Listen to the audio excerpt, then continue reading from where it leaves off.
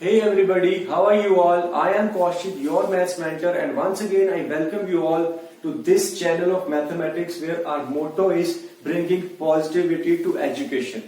मेरा ऐसा मानना है कि हर एक को बड़ा सपना देखने का हक है और उसको फॉलो करने का भी हक है।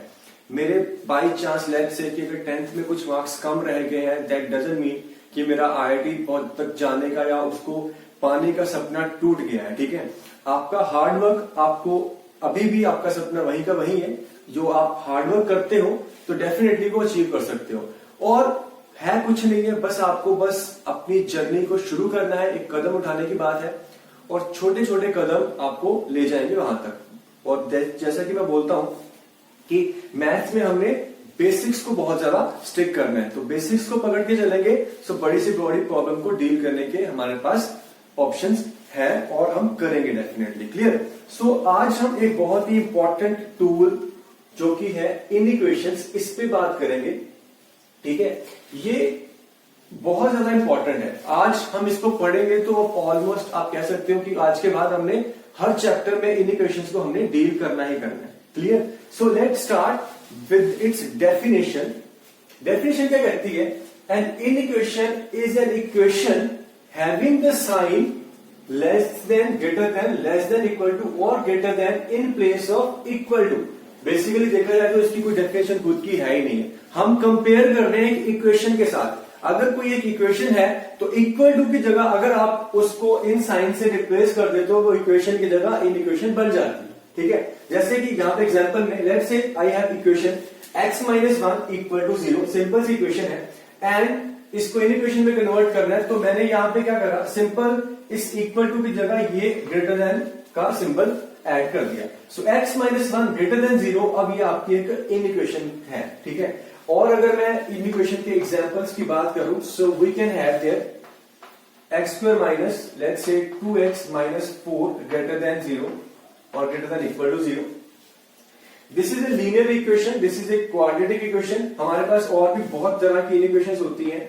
ठीक है, जैसे कि अगर मैं कुछ नए नए टूल को ऐड करता जाऊं, फॉर एग्जांपल हमारे पास एक टूल होता है that is log. So log with base 2 x minus 1 अगर मैं कहता हूं लेस देन 1। ठीक है, so this is an example of logarithmic equation. Then हमारे पास और भी चीजें हैं, जैसे कि एक फंक्शन होता है मॉडुलस फंक्शन, और यहां पे अगर मैं लिखूं कि mod of x minus 2 greater than और equals to 4, so this is an example of modulus inequation. ठीक है, so we have different type of inequations. जैसे जैसे हम नए नए चैप्टर पढ़ते जाएंगे, नई नई चीजें पढ़ते जाएंगे, आपके साथ नई नई इक्वेशंस ऐड होती जाएंगी। ठीक है, सो हम एक एक करके डील करेंगे। In this very first lecture we will try to handle the rational inequations. ठीक है, रैशनल में आपको क्या होगा, आपके पास पॉलिनोमियल्स रहेंगे, जैसे ये लीनियर पॉलिनोमियल, जैसे सेकंड डिग्री का पॉलिनोमियल है। ठीक है, इस तरह के पॉलिनोमियल मल्टीप्लाई हो रहे हैं, ये डिवाइड हो रहे हैं, तो वो रैशनल बनते हैं। मैं अभी बताऊंगा कि रैशनल इक्वेशन होती क्या है। ठीक है, for example now for the time हमारे पास हमें समझ में आ गया कि इन इक्वेशन क्या है। इन इक्वेशन कुछ नहीं है, बस इक्वल टू की जगह आपके इन चारों में से कोई ना कोई एक सिंबल या एक साइन आने वाला है। नाउ द पॉइंट इज कि इन इक्वेशन को हमें क्या करना है अब आगे। ठीक है, सेम अगर वही बात करो कि इन इक्वेशन का क्या करना है, तो मैं यही पूछूंगा कि तुमसे कि तुम एक इक्वेशन का क्या करते हो। ठीक है, ऑब्वियसली इक्वेशन को क्या करते हैं, हम सॉल्व करते हैं। ठीक है, सो यहां पे भी इन इक्वेशन को भी हमें कहीं सॉल्व ही करना है। चलो, सो नेक्स्ट हम बात करेंगे किसकी, सॉल्यूशन ऑफ एन इक्वेशन। ठीक है, हम बात कर रहे हैं solution of in equation.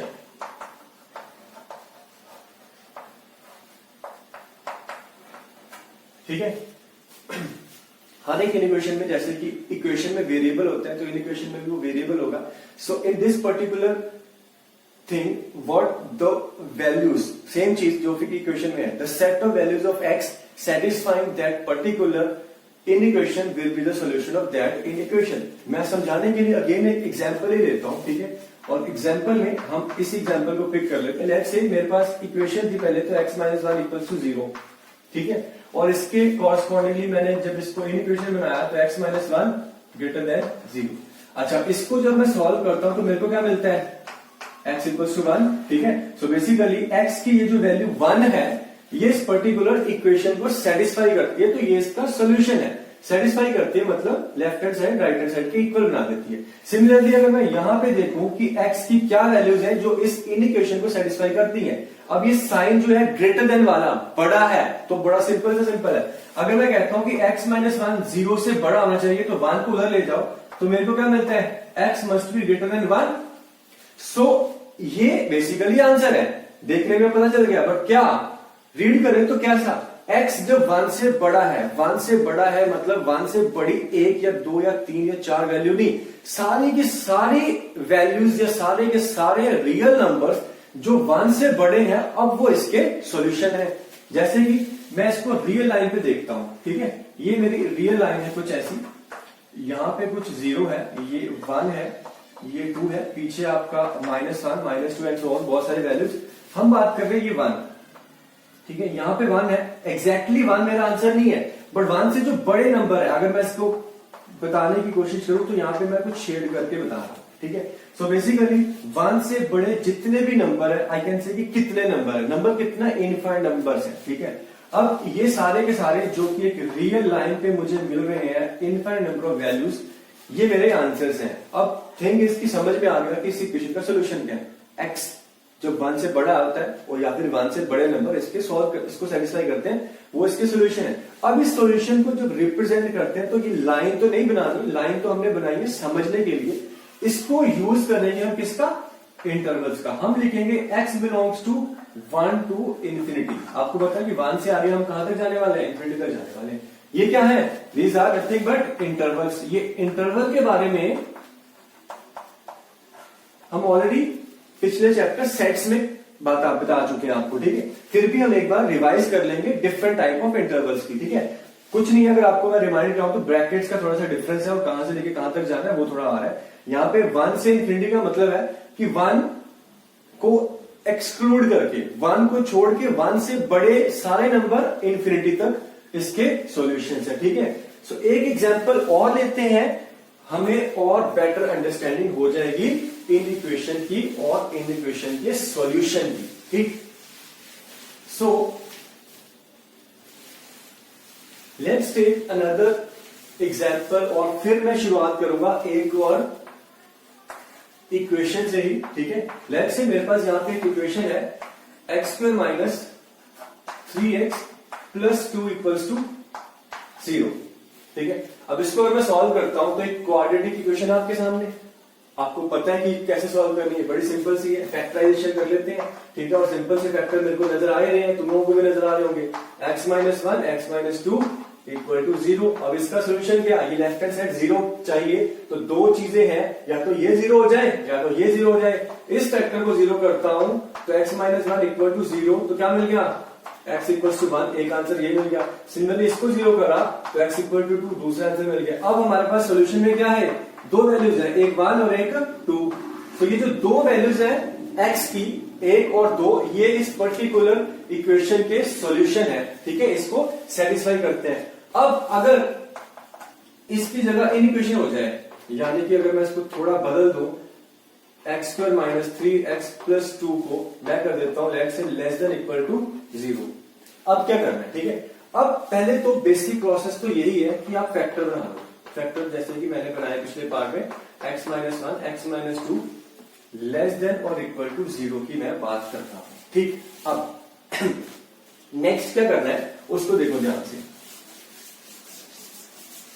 Basically यहां पे ध्यान से देखो हमने करना क्या है, हम ये जो लेफ्ट हैंड साइड वाली चीज है, मेरे को क्या चाहिए, लेस देन और इक्वल टू 0। अब 0 से जब मैं कंपैरिजन करता हूं किसी चीज की, 0 से छोटा या बड़ा, तो 0 आपका सेंटर पॉइंट है किसका, रियल लाइन का। 0 के राइट में, यानी कि 0 से बड़ा मतलब पॉजिटिव नंबर्स, 0 से छोटा मतलब नेगेटिव नंबर्स। तो इक्वल टू 0 या उससे छोटा, मतलब ये जो एक्सप्रेशन है मेरे पास, मुझे क्या चाहिए, ये चाहिए लेस देन और इक्वल टू 0, या तो 0 के इक्वल हो जाए या फिर नेगेटिव हो जाए, ठीक है। सो दो है फैक्टर यहां पे मेरे पास, एक x माइनस 1 और एक x माइनस 2। मैं क्या करता हूं, एक एक करके देखता हूं। सबसे पहले मैं x माइनस 1 फैक्टर को देखता हूं ध्यान से, ठीक है।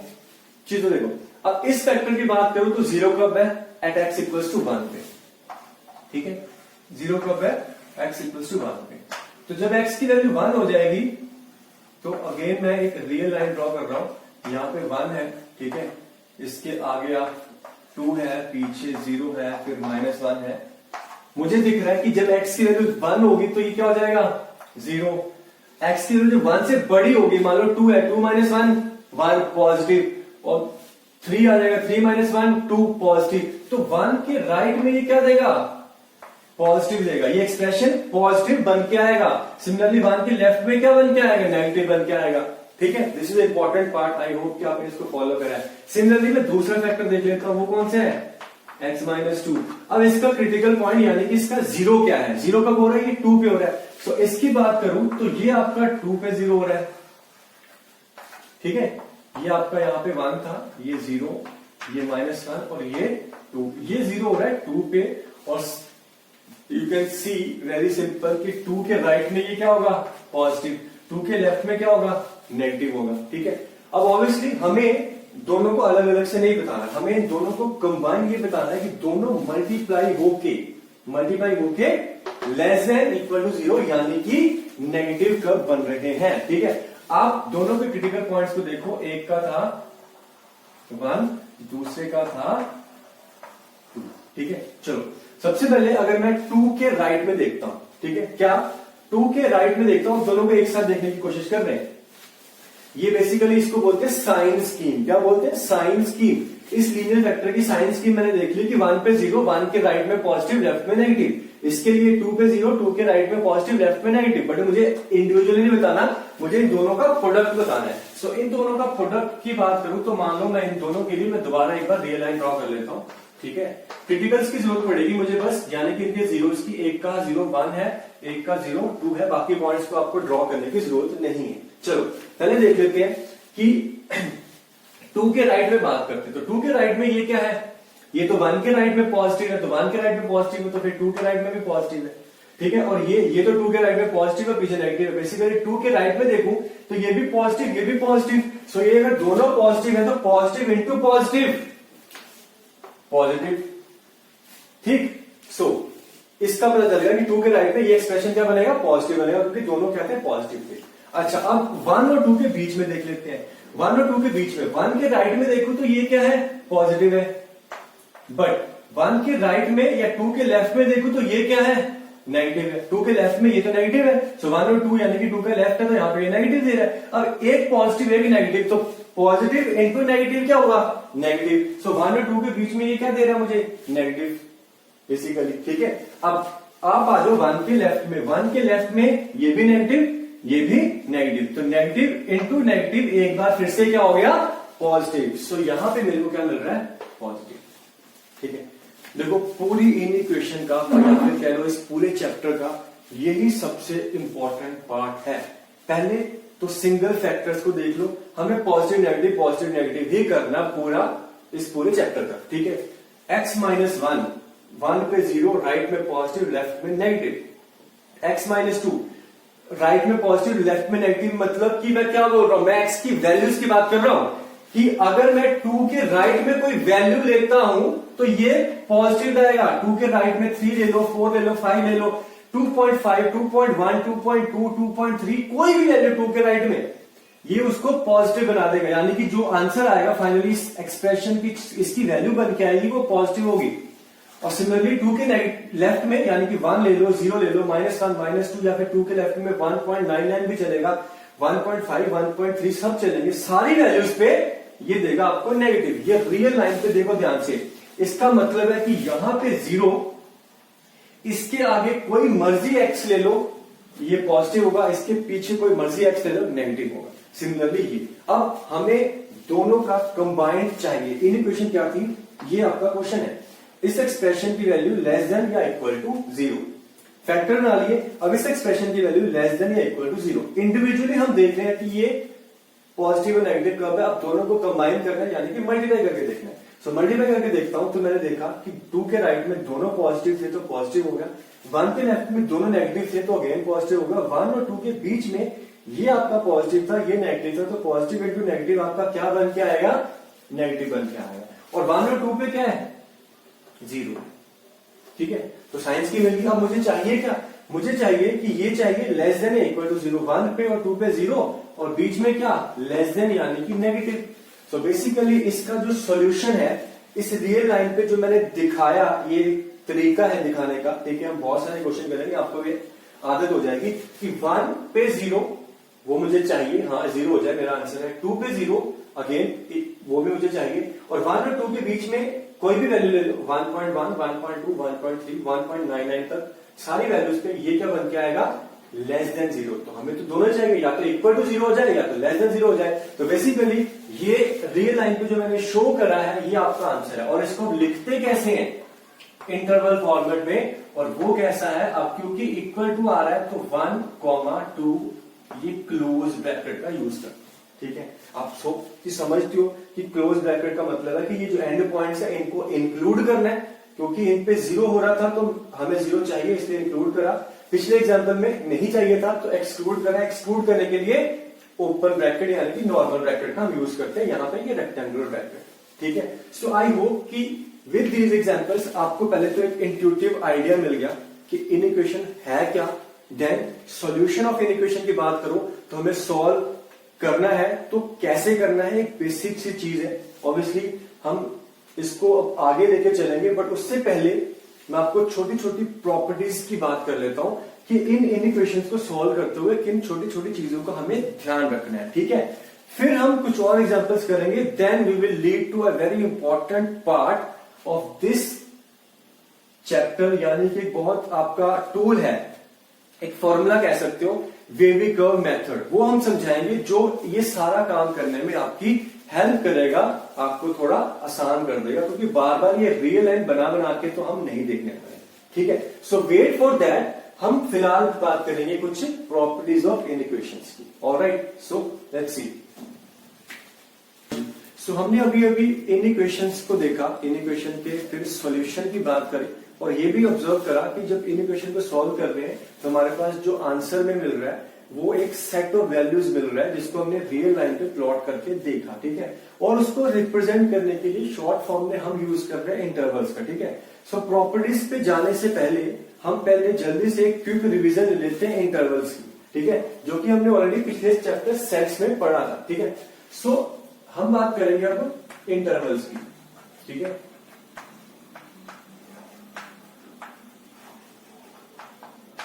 हमारे पास कुछ 2-3 टाइप के इंटरवल है। सबसे पहला इस ओपन इंटरवल, ओपन इंटरवल, और इसको लिखते हैं सम a, b, ठीक है। अब इसका मतलब क्या है, इसका मतलब है कि a, b का मतलब है कि ये वो सारी वैल्यूज को रिप्रेजेंट करता है जो a से बड़ी है, b से छोटी है, ए और बी एंड पॉइंट्स को छोड़ के, ए और बी एंड पॉइंट्स को छोड़ के।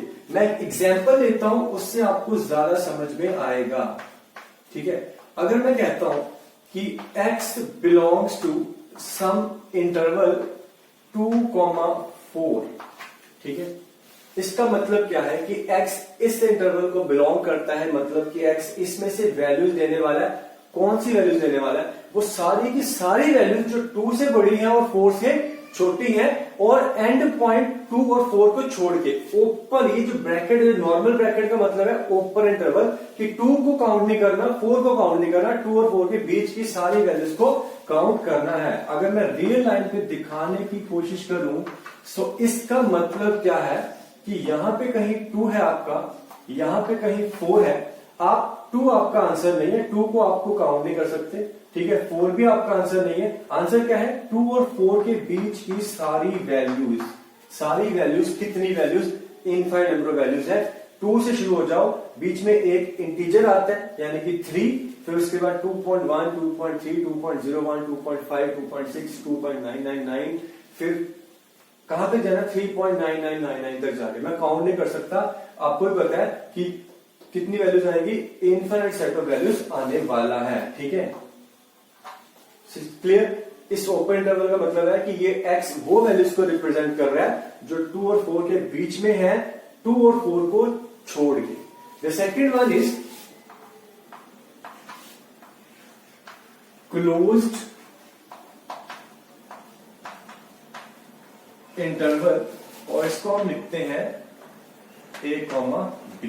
मतलब कुछ नहीं है, अब बस a और b जो एंड पॉइंट्स है उसको हमने काउंट कर लिया। ठीक है, सेम एग्जांपल अगर मैं लूं कि let's say x belongs to 2,4। ठीक है, चलो मैं वैल्यूज को चेंज कर देता हूं। Let's say x belongs to -1,3 -1,3। इसका मतलब ये ब्रैकेट चेंज होगी तो ब्रैकेट ने क्या नया ऐड कर दिया। अब ये क्या बोल रहा है आपको, ये बोल रहा है यहां पे कहीं -1 है, फिर 0 है, 1 है, 2 है, 3 है। इस ब्रैकेट का मतलब है कि -1 को काउंट करना है। ठीक है, जब किसी वैल्यू को ऐड करना होता है तो इस रियल लाइन के रिप्रेजेंटेशन में यहाँ पे मैं इस होल को फिल कर देता हूं, मैं डॉट से रिप्रेजेंट करता हूं। अदरवाइज यहाँ पे मैं ओपन होल्स बनाता हूं जब ये पॉइंट काउंट नहीं करने होते। ये रिप्रेजेंटेशन भी आपको समझ में आनी चाहिए, आपको सब जगह देखने को मिलेगी, बुक्स में मिलेगी, और फिर आपको खुद को भी ये समझाने के लिए रिप्रेजेंट करना। हालांकि real line as a answer आपको कहीं नहीं बताना, आपको जो आंसर है वो ये बताना होगा कि अगर ऐसा है तो फिर आंसर क्या है, x बिलोंग्स टू 2 to 4 या फिर ये। ठीक है, सिमिलरली इस पे भी 3 वाली साइड भी क्लोज है तो फिर ये 3 पॉइंट को भी हमने ऐड करना है। अब 1 से 3 बीच की सारी वैल्यूज, तो x बेसिकली ये सारी वैल्यूज को रिप्रेजेंट कर रहा है, यानी कि ये सारी वैल्यूज ले रहा है, ये एक्सेप्ट कर रहा है जो -1 से 3 के बीच में है, including the end points -1 and 3। ठीक है, नेक्स्ट वी हैव आप कह सकते हो सेमी ओपन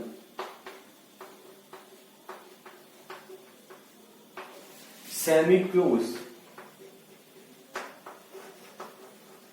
ठीक है, आपको समझ में आ ही रहा है सेमी ओपन सेमी क्लोज।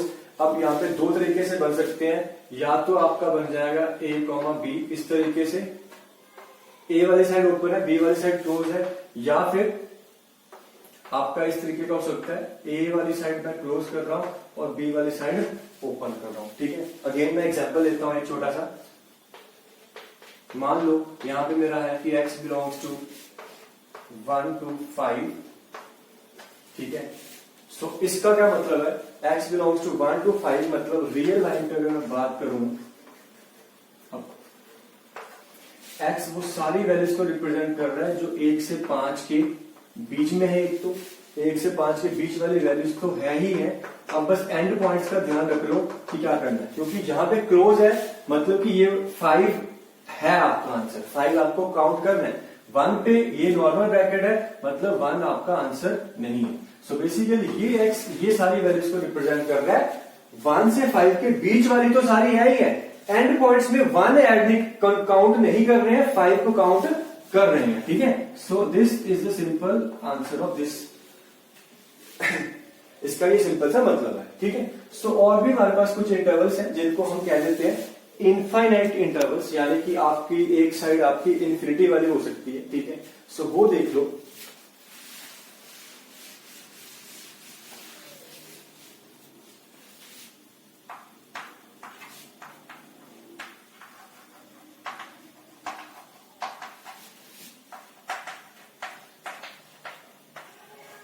ठीक है, मैं मान लो पहले ये आएगा कैसा, ये कुछ ऐसा हो सकता है ए से इन्फिनिटी, या फिर ऐसा कुछ हो सकता है -इन्फिनिटी से बी। ओपन क्लोज तो आपको समझ में आ ही चुका है। ठीक है, एग्जांपल लेते हैं। लेट्स से चलो मैं मान लो ये कह देता हूं कि x जो है आपका 1 से बड़ा है, x जो आपका 1 से बड़ा है और इक्वल टू भी नहीं है। तो मुझे पता है कि 1 से बड़ा था, फिर कहां तक बड़ा, ऑब्वियसली ये कहीं अगर 1 है तो 1 से आगे बढ़ा मतलब कि राइट में तो फिर मैं कहां तक जा सकता हूं, इन्फिनिटी तक जा सकता हूं। अब इक्वल टू होना या ना होना इक्वल टू नहीं है मतलब 1 मेरा आंसर नहीं है, 1 मेरा आंसर नहीं है तो फिर इसको मैं ओपन रखूंगा। अब इसका आंसर क्या बन जाएगा, इंटरवल फॉर्म है, इंटरवल फॉर्म में आएगा 1 से इन्फिनिटी, और इन्फिनिटी वाली साइड तो फिर ऑलवेज ओपन ही होनी चाहिए क्योंकि इन्फिनिटी तो नॉट डिफाइंड है। हम बस एक सिंबल के फॉर्म में रिप्रेजेंट कर लेते हैं कि बहुत बड़ा, अब बहुत आगे चलेंगे बट रीच नहीं कर पाएंगे, इसलिए यहां से हमेशा ओपन ही लिखेगा। इन्फिनिटी वाली साइड हमेशा ओपन रहेगी। 1 वाली साइड आपको पता ही है, अगर ये इक्वल टू होता, मान लीजिए मेरा ये आंसर होता, काउंट करना होता तो मैं रेक्टेंगुलर ब्रैकेट लेता। अब क्योंकि इक्वल टू नहीं है, ये मेरा आंसर नहीं है, 1 से नहीं है तो फिर ये मेरा ओपन कर देंगे इसको ब्रैकेट को, इसको आंसर को यहां से निकाल देंगे। ठीक है, क्लियर? आई होप कि आपको समझ में आ गई ये इंटरवल्स है क्या। ठीक है, सो अगर मैं यहाँ पे थोड़ा सा और इसको लिखना चाहूं तो इन इक्वेशन की फॉर्म में, तो वो कैसा आएगा? ठीक है, इसका क्या मतलब था, x 2 से बड़ा है, यानी x 2 से 4 के बीच में है, यानी कि x आपका 2 से बड़ा है और 4 से छोटा है। ठीक है, और फिर ये आपका आंसर रियल लाइन। सिमिलरली इसका क्या मतलब था, चलो यहां पे हम कर चुके हैं। इसका क्या मतलब था कि x आपका 1 से बड़ा है और 5 के लेस देन या इक्वल टू। ठीक है, जब इक्वल टू आ रहा है यानी कि 5 मेरा आंसर में काउंट कर रहे हैं, यानी कि फिर ये वाली ब्रैकेट को हमें लगाना है। ठीक है, एंड समटाइम्स क्या हो जाता है आपके पास, मैं बस ये बता देता हूं, आपका आंसर एक इंटरवल ना होके 2 इंटरवल में, और 2 आप कह सकते हो कि डिस्क्रीट इंटरवल में आंसर आ जाता है। फॉर एग्जाम्पल, मैं एग्जाम्पल से समझा देता हूं कि लेट्स से एक मेरा आंसर ये है कि x जो है वो 1 से बड़ा है और 4 से छोटा है इक्वल टू, एंड जो दूसरा आंसर है वो है x आपका 5 से बड़ा है। ठीक, अब दोनों ही मेरे आंसर है। ये आपको पता है कि इंटरवल फॉर्म में कैसे लिखेंगे, x बिलोंग्स टू 1 to 4, 1 वाली साइड ओपन, 4 वाली साइड क्लोज। ये कैसे लिखेंगे, x 5 से बड़ा, सो 5 से बड़ा कहां तक, 5 से इंफिनिटी तक। अब क्योंकि मेरे दोनों ही आंसर है तो दोनों को क्या करना है, कंबाइन करना है। सो कंबाइन करने के लिए मैं क्या कर सकता हूं, ओके, तो यहां पे थोड़ी सी कंफ्यूजन है, वो मैं बता दूं आपको। ठीक है, वेट थोड़ा सा देखना ध्यान से। ये जो एंड वाला है इसको आप कंफ्यूज मत हो जाना। फिलहाल आप जो मैं कहना चाह रहा था उसको थोड़ा सा देखो, लेट्स फॉरगेट इट। ठीक है, इसको भूल जाओ। ओके, स्टार्टिंग से देखना क्या कहना चाह रहा था। मैं ये कहना चाह रहा था कि मान लो, फिलहाल मैं आपको रियल लाइन पे दिखा देता हूं कि आपका कुछ आंसर ऐसा है। ठीक है, रियल लाइन पे आपका कुछ आंसर ऐसा है, ये 1 है, ये 4 है, ये 5 है, और बेसिकली आपका आंसर ये है। ठीक है, जो मैं एग्जांपल में, बट एंड और का ना वो थोड़ा सा कंफ्यूजन होता है, वो फिलहाल आप उसको भूल जाओ कि आपका आंसर ये था। ठीक है, अच्छा, रियल लाइन का हमने मतलब तो देख ही लिया कि ये आंसर है आपका कि x जो है वो ये इसको भी बिलोंग करता है और यहां पे भी आपका आ रहा है। इसका मतलब क्या है कि 1 से 4, और 1 और 4 दोनों क्या है, ये क्लोज है, तो इसलिए क्लोज इंटरवल आएगा। क्योंकि 5 से जो बड़ा है और 5 वाली साइड ओपन है, तो 5 से इन्फिनिटी ये भी मेरा आंसर है। तो x ये और ये दोनों अगर आंसर में है, और बीच में मैं ये 1 से इन्फिनिटी तो जा नहीं सकता, क्योंकि बीच में 4 और 5 की जो बीच वाली वैल्यूज है वो तो मेरी आंसर में नहीं है। इसलिए इन दोनों आंसर को कंबाइन करने के लिए मैं यूनियन ऑपरेटर का यूज करता हूं। किसका, यूनियन ऑपरेटर। ठीक, ये ऑपरेटर है यूनियन, जो बता रहा है कि x जो है इसको भी बिलोंग करता है और इसको भी बिलोंग करता है, मतलब x 1 से 4 वाली वैल्यूज भी लेगा और 5 से इन्फिनिटी वाली वैल्यूज भी लेगा। So this was what I meant to say. And और जो मैंने पिछली बार लिख दिया था गलती से, उसको फिलहाल के लिए भूल जाओ। एंड और का सिग्निफिकेंस है एक प्रॉपर, वो मैं बाद में बताता हूं। ठीक है, सो फिलहाल this is the thing that I was trying to tell you कि अगर 2 आंसर आ जाते हैं और दोनों टूटे हुए हैं, डिस्क्रीट है, अलग अलग जगह पे आ रहे हैं, सो ये आंसर और ये आंसर कंबाइंड फॉर्म में लिखने के लिए हम बीच में डाल देंगे union operator. Clear? So I hope कि आपको ये इंटरवल्स समझ में आ गए, और याद ही कर रहे थे हम बेसिकली, बट अगर किसी ने नहीं पढ़ रखे हैं तो ये समझ में आ गया कि यहाँ पे मैं क्या करना चाह रहा हूं। ठीक है, so now let's go to some properties and then we will do some more problem. Alright, so हम पढ़ रहे हैं इनइक्वेशंस, और इनइक्वेशंस में हम आगे बात करेंगे सम प्रॉपर्टीज ऑफ इनइक्वालिटीज। ये जो प्रॉपर्टीज है बहुत ही बेसिक एल्जेब्रिकल प्रॉपर्टीज है, बट लाइक आई सेड कि हमें बेसिक्स को ही पकड़ना है, और यही छोटी छोटी जो चीजें हैं, छोटे छोटे एलिमेंट्स हैं, ये आपको आगे तक लेके जाएंगे। हमारी जर्नी अभी जस्ट शुरू हुई है, सो हमें पता होना चाहिए लॉजिक और reason behind every small thing, right? So let's start with the properties. चलो लेट्स से कि there is a inequation which says कि a is less than b। एक छोटी सी इनइक्वालिटी है दो क्वांटिटीज के बीच में, यहाँ पे a b से छोटा है, देन ये क्या चेंजेस आ सकते हैं वो देखने हैं हमें। ठीक है, पहला चेंज जो इसमें अलाउड है कि मैं क्या कर सकता हूं कि दोनों साइड एक कांस्टेंट k को ऐड कर दूं तो इनइक्वालिटी पे कोई चेंज नहीं आता है। ठीक है, एक इनइक्वेशन में अगर मैं दोनों साइड लेफ्ट और राइट बोथ साइड के उस किसी भी कांस्टेंट को, कोई भी रियल नंबर के, कुछ भी रियल हो सकता है, it could be positive negative, okay, rational irrational कोई फर्क नहीं पड़ता, आपका कैसा भी है ये के इनइक्वालिटी नहीं बदलेगी। ठीक है, आप देख सकते हो विद एन एग्जांपल, अगर कोई भी मैं एक छोटी सी इक्वेशन है तो लेट्स से आपका है कि 2 लेस देन 4, आपका 2 4 से छोटा होता है, इसमें कुछ भी ऐड कर लो या सब्ट्रैक्ट कर लो इक्वेशन नहीं बदलेगी। लेट्स से मैंने दोनों साइड 3 ऐड कर दिया, अगर 3 ऐड कर देता हूं तो मुझे पता है कि 2 + 3 5, of course it is less then 4 + 3 7। ठीक है, आप कुछ भी सब्ट्रैक्ट करके देख लो, सब्ट्रैक्ट करता हूं, सो 2 - 3 -1 एंड ऑब्वियसली लेस देन 4 - 3 + 1। ठीक है, सो पहली बेसिक चीज कि इन इक्वेशन में मैं दोनों साइड सेम क्वांटिटी को ऐड या सब्ट्रैक्ट कर सकता हूं। क्लियर, आगे देखते हैं।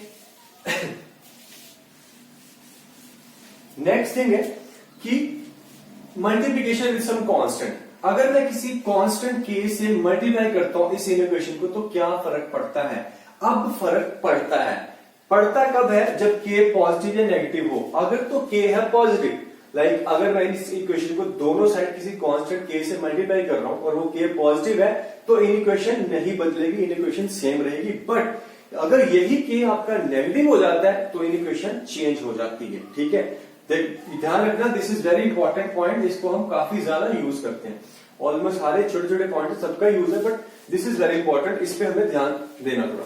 चलो अगेन मैं एक और एग्जांपल ले लेता हूं, लेट्स से कि मैं कहता हूं कि 1 इज लेस देन 4।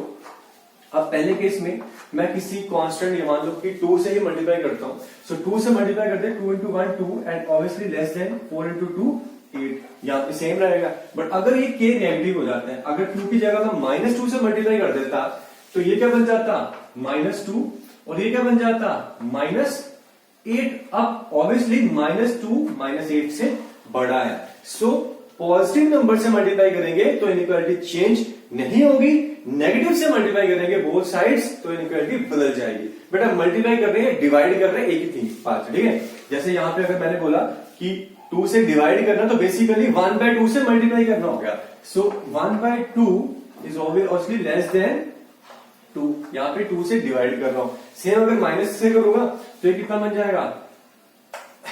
-1/2, और आपको पता है -1/2 -2 से बड़ा होता है। ठीक है, सो द पॉइंट इज कि किसी भी कांस्टेंट से मल्टीप्लाई या डिवाइड करने पे इनइक्वालिटी कब बदलती है? जब नेगेटिव हो, और नहीं बदलती जब आपका k पॉजिटिव हो। ठीक, ओके, सो नेक्स्ट है रेसिप्रोकल करने पे क्या चेंज आता है? a और b, a less than b है तो अगर मैं रेसिप्रोकल करता हूं तो चेंज आएगा कि नहीं आएगा? देखो, अगर तो a लेस देन b है तो रेसिप्रोकल करने पे इनइक्वालिटी बदल जाएगी। कब बदल जाएगी? अब या तो a और b दोनों पॉजिटिव हो या फिर a और b दोनों नेगेटिव हो। दोनों पॉजिटिव हो या दोनों नेगेटिव हो तो इक्वेशन बदल जाएगी। अगर कोई एक नेगेटिव है एक पॉजिटिव है तो नहीं बदलती है, मैं आपको भी बता देता हूं। ठीक है, फॉर एग्जाम्पल इसी को ले लेते हैं, मैंने कहा था 1 आपका 2 से छोटा है, रेसिप्रोकल कर लो, इधर आ गया 1 और इधर आ गया 1/2, ऑब्वियसली बदल गई, 1 आपका 2 से बड़ा होता है। मान लो दोनों नेगेटिव थे, मान लो -2 आपका लेस देन क्या होता है? -1। रेसिप्रोकल कर लो, ये कितना हो गया? -1/2, और ये कितना हो गया? -10। ऑफ कोर्स -1/2 -1 से बड़ा है, बट अगर एक पॉजिटिव है एक नेगेटिव है, यानी कि इधर -2 है और इधर 1 है, क्योंकि रेसिप्रोकल करने से साइन तो बदलेंगे नहीं, तो साइन नहीं बदलेंगे तो फिर नेगेटिव तो हमेशा पॉजिटिव से छोटा ही रहेगा, तो इनइक्वालिटी नहीं बदलेगी। यहां पे रेसिप्रोकल करता हूं तो क्या आ गया? -1/2, यहां पे क्या आ गया? 1 ही आ गया, तो अभी भी इनइक्वालिटी सेम रहेगी। ठीक है, सो सिंपल सी चीज है, आप ध्यान रखो, कब नहीं बदलेगी? जब या तो दोनों पॉजिटिव है या दोनों नेगेटिव है। क्लियर, ऑलराइट, सो आगे देखो, नेक्स्ट थिंग है स्क्वेयरिंग करने पे क्या फर्क पड़ता है? ऑफ कोर्स सेम थिंग होने वाली है। स्क्वेयरिंग पे अगर तो दोनों पॉजिटिव हैं तो स्क्वेयरिंग पे कोई फर्क नहीं पड़ेगा। बट अगर दोनों नेगेटिव है तो स्क्वेयरिंग करने पे इनइक्वालिटी बदल जाएगी। ठीक है, फिर से देखो, a लेस देन b है, तो अगर मैं स्क्वेयरिंग कर देता हूं तो क्या होगा, स्क्वेयरिंग करने पे इनइक्वालिटी नहीं बदलेगी अगर दोनों पॉजिटिव है, और बदल जाएगी अगर दोनों नेगेटिव है। तो देख सकते हो आप, मान लो 2 लेस देन 4 है, सो क्लियरली स्क्वेयरिंग करने पे 4 है तो 16 से छोटा ही रहेगा। बट यही अगर -2 होता लेस देन -1, बट यहां पे स्क्वेयरिंग करने पे ये हो गया 4, ये हो गया 1, अब 4 1 से बड़ा हो गया। ठीक है, सो ये छोटी छोटी चीजों का आपको ध्यान रखना है। नेक्स्ट और जो चीज इंपॉर्टेंट है वो देखो, अब कंसीडर करो आपके साथ एक और इनइक्वालिटी है। हमारे पास एक थी कि a लेस देन b है, लेट से एक और इनइक्वालिटी है c लेस देन d है।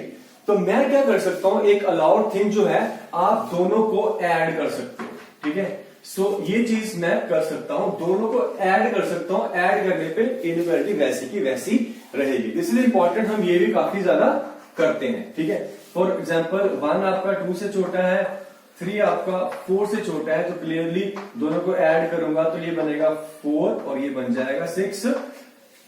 इनइक्वालिटी सेम वैसे की वैसी रही। एक और चीज मैं यहां पे कर सकता हूं, वो ये कि मैं दोनों को मल्टीप्लाई भी कर सकता हूं। क्या कर सकता हूं, मल्टीप्लाई भी कर सकता हूं, प्रोवाइडेड, बट ये इंपॉर्टेंट है, provided when A B C D are all positive. ठीक है, ये सारे के सारे पॉजिटिव हो, फिर मैं इनको मल्टीप्लाई कर सकता हूं। अब यहाँ पे मेरे पास A B C D 4 variable, अगर इनमें से कुछ पॉजिटिव है कुछ नेगेटिव है, तो कौन सा पॉजिटिव है कौन सा नेगेटिव है, तो उस पर बेस्ड ये काफी चीजें वेरी करेंगे। इसलिए मैंने इसको एक सिंपल केस में, एक ही केस बता रहा हूं कि अगर तो सारे पॉजिटिव है तो मल्टीप्लाई कर दो, कोई फर्क नहीं पड़ेगा। फॉर एग्जाम्पल 2 आपका क्या था, 4 से छोटा था, 1 आपका 3 से छोटा था, आप सिंपली मल्टीप्लाई कर सकते हो। 1 into 2 आपका 2 लेस देन 12 आएगा ही आएगा। ठीक है, सो ये छोटी छोटी चीजें हैं जो आपको अभी इन इक्वेशन को सॉल्व करते हुए ध्यान में रखनी है। बहुत ही बेसिक एलिमेंट्स है, बट छोटी सी गलती आपके पूरे क्वेश्चन को गलत कर सकती है, और हमें वही काम नहीं करना है। मैं फिर बोल रहा हूं, छोटे छोटे एलिमेंट्स को पकड़ के चलो, हम बहुत आगे तक जाना है। सो पीछे का अगर मुझे थोड़ी सी भी डाउट रह गया, सो आगे कहीं प्रॉब्लम, फिर वो छोटे सी जो प्रॉब्लम अभी है वो आगे जाके बड़ी ना हो जाए, तो इसी चीज का आपने ध्यान रखना है। ठीक है, सो नेक्स्ट हम कुछ क्वेश्चंस करते हैं और फिर हम पहुंचेंगे अपने वेवी कर्व तक, जो कि मैंने बात करी थी कि वेवी कर्व एक ऐसा टूल है जो आपको रैशनल इनइक्वालिटीज को सॉल्व करने के लिए हेल्प करेगा। कह लो कि एक तरह का शॉर्टकट है वो। Clear, so wait for that.